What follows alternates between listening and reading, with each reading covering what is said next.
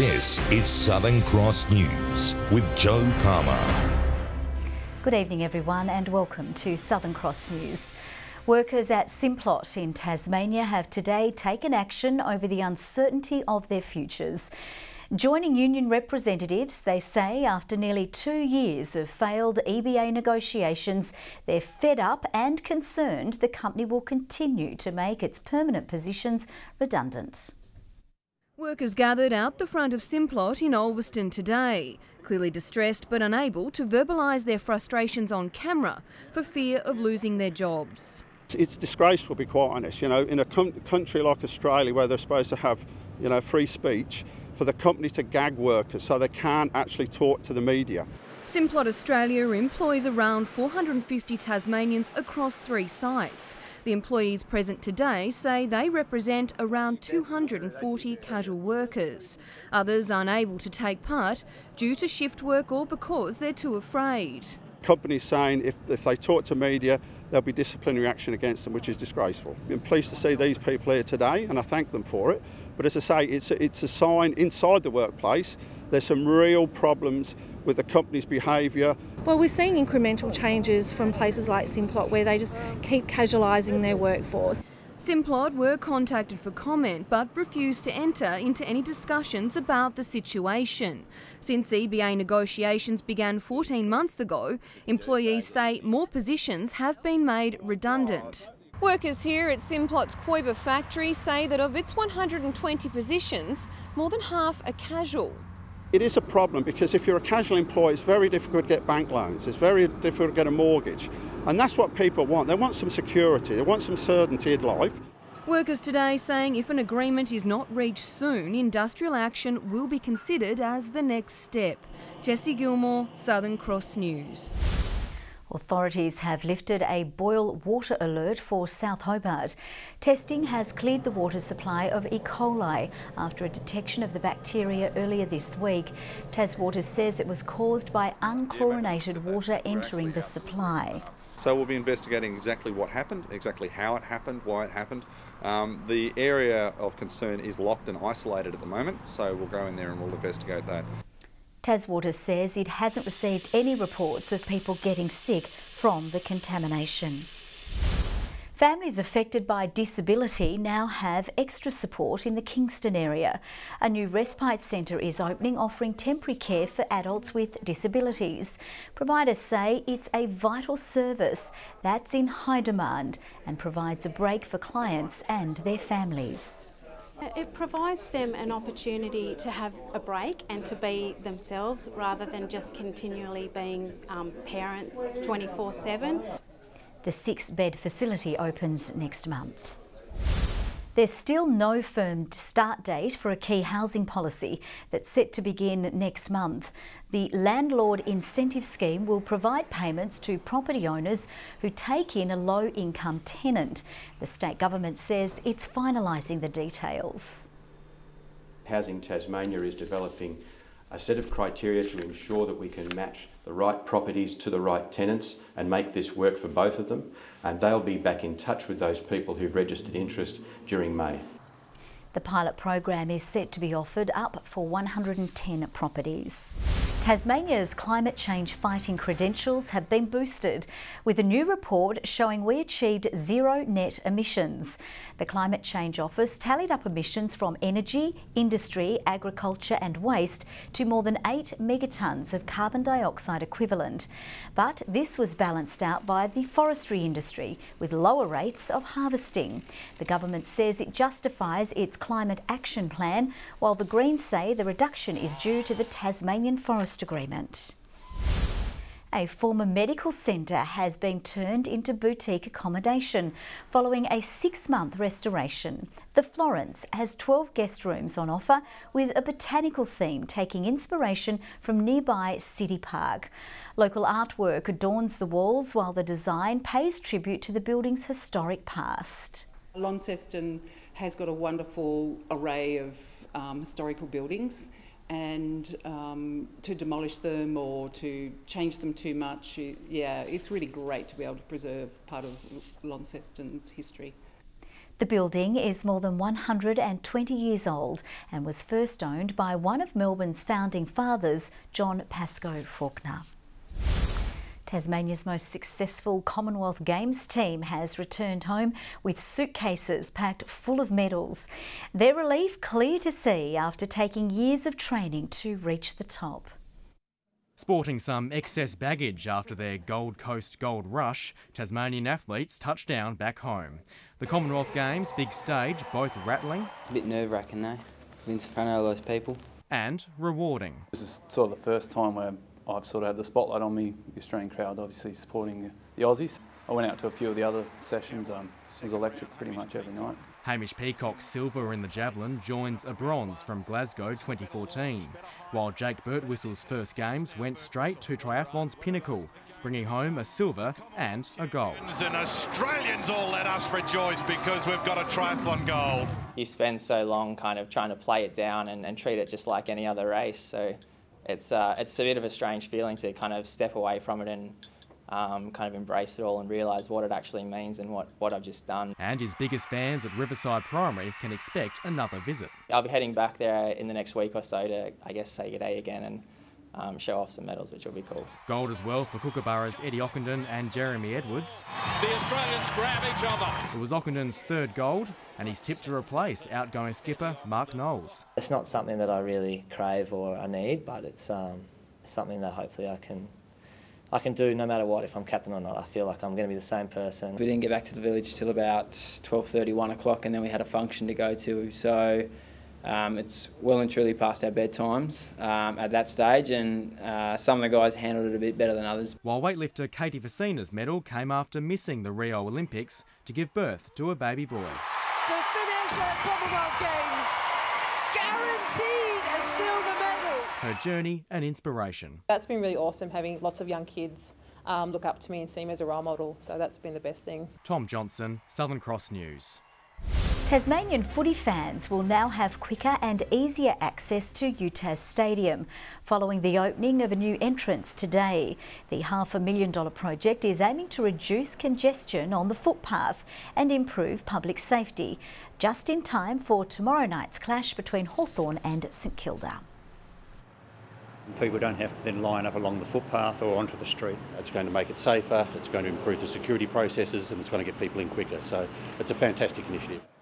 The new entrance took 5 months to complete.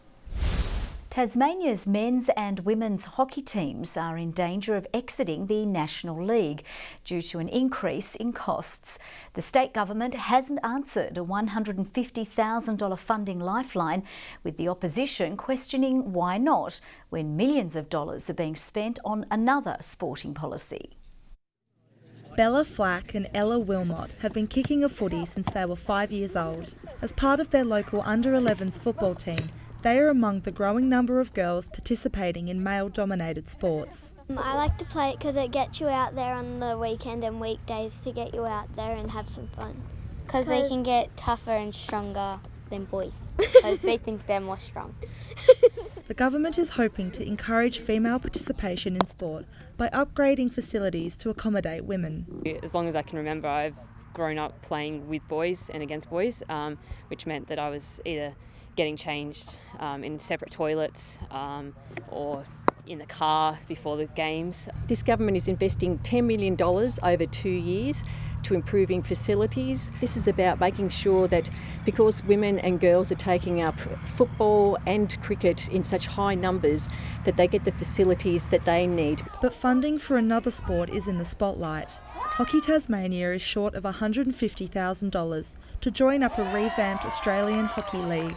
Well, the fact that they can find $10 million for 2 codes, yet turn their back on a code that produces Commonwealth and Olympic champions for such a small amount of money, recurrent each year, that's disgraceful. We're having ongoing discussions with Hockey Tasmania around this issue, and we are encouraging Hockey Australia in the meantime to work with Hockey Tasmania to ensure that Tasmania is not cut out of the national competition. I'd love to represent Tasmania and I love the state. Hopefully we get the chance to continue to do that. The deadline for funding is Monday.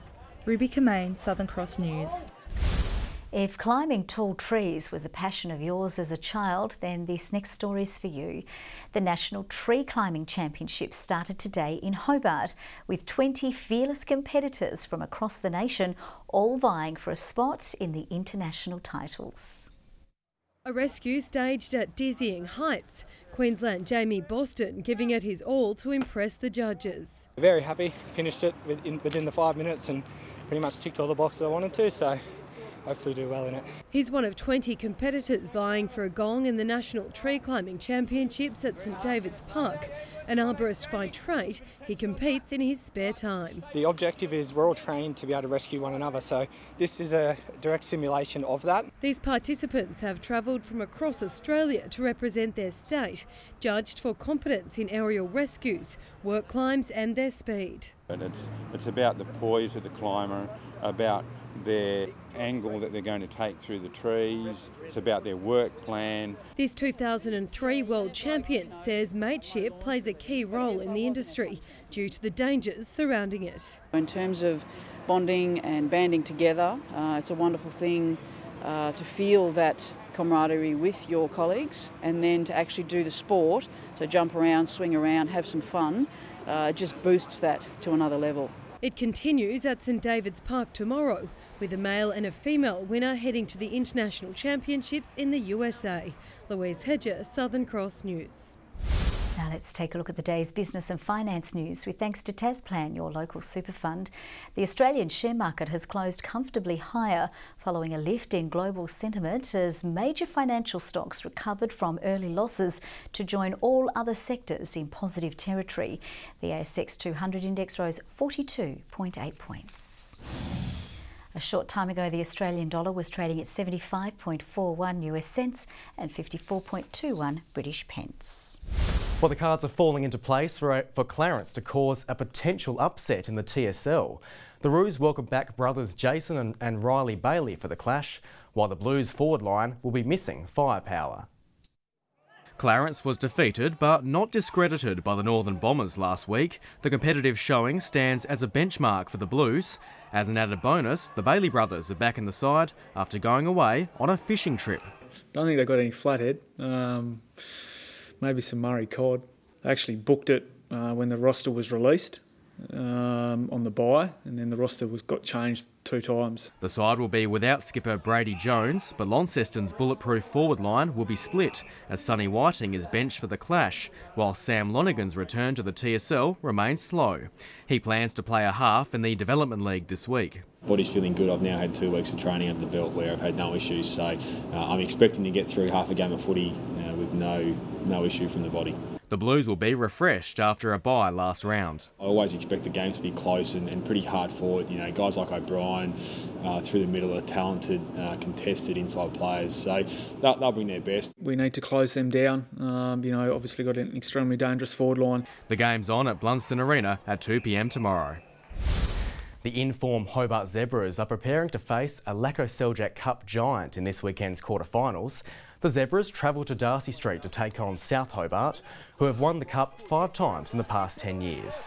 Players are managing a short turnaround after beating Olympia in an Anzac Day clash in the NPL. We have a couple of recovery sessions and that in there, but everyone's pulled up well, so we should have a full strength team. One of the major things we'll take into it is that if you give teams like Zebras a lot of space to play in, then they can exploit that space with the players that they have. In other quarter-final games, Devonport plays Olympia, Launceston City faces Hobart United, and Northern Rangers come up against Taroona. Shortly, the Launceston Tornadoes will begin a big weekend in basketball when it hosts Sandringham at Eltham Stadium, while the Northwest Thunder will tackle the Sabres in Ulverston.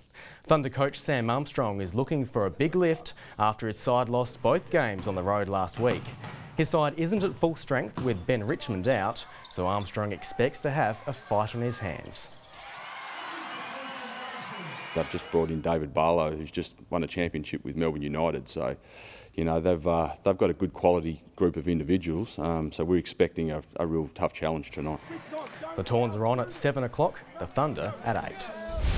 Good evening. Well, yeah, the Hawks haven't long finished their University of Tasmania stadium training session this evening, and they all trained pretty well. In fact, they needed to after last week's result. It's all happening tomorrow night in Launceston. Hobart 17 today. Launceston the top around the state with 20. Burnie and Devonport 18 degrees. A few showers over the west overnight and a patch or two there again today, but fine for most of the state. St Helens and Friendly Beaches 19. Ouse 18. Low Head and the Islands 17. Smithton Grove and Strawn 16 degrees. High level mountain wave cloud over the state. Cleared most parts apart from the northeast. A little bit later on there, a little bit gathered over the northeast of the state. More low cloud over coastal parts of Victoria, New South Wales and southern Queensland. Some high level cloud over the top end with a frontal band over Western Australia. Tomorrow a weakening front moves across southern Tasmania while a high pressure system extends ridges over the rest of the country, a trough to the far west. The winds northwest to southwest at 5 to 15 knots, more variable about the east but reaching 25 knots over southern waters. Forecast for tomorrow, a possible late shower for Hobart, 7 overnight, 18 the top tomorrow, just 15 for Medina with a shower, partly cloudy for Oatlands and 16 degrees. For Launceston, mostly sunny, a top of 19 degrees, absolute perfect weather, light winds, fantastic for fireworks, pop music and football, I've been told. 18 for Devonport, Lyowini a top of 14 after a negative evening. For Burnie, partly cloudy and 17, 16 the top for Strawn and Marrawar expecting showers and 16 degrees. St Helens sunny, 19, 19 also for Swansea, partly cloudy for Orford and 18 degrees. Here's Sunday's forecast, fine and sunny over the north, a possible shower over the west later, a possible shower over the west on Monday, fine and sunny for the rest of the state and the fine conditions continuing into Tuesday. Lots of sunshine further north tomorrow. Perth, Adelaide, Melbourne and the far north all sunny, partly cloudy in Canberra and Brisbane and a few showers for Sydney. A little cloudy at the moment, partly, 13 degrees in Hobart, Launceston 13 at the moment and 11 degrees in Devonport. If you don't want to go to the footy to watch the Hawks, you can always go and watch Samantha Jade, Joe. Yes, you can, Murph, indeed. Thanks so much for that. That's all from the news team for now. We will see you throughout the evening with updates. Bye-bye.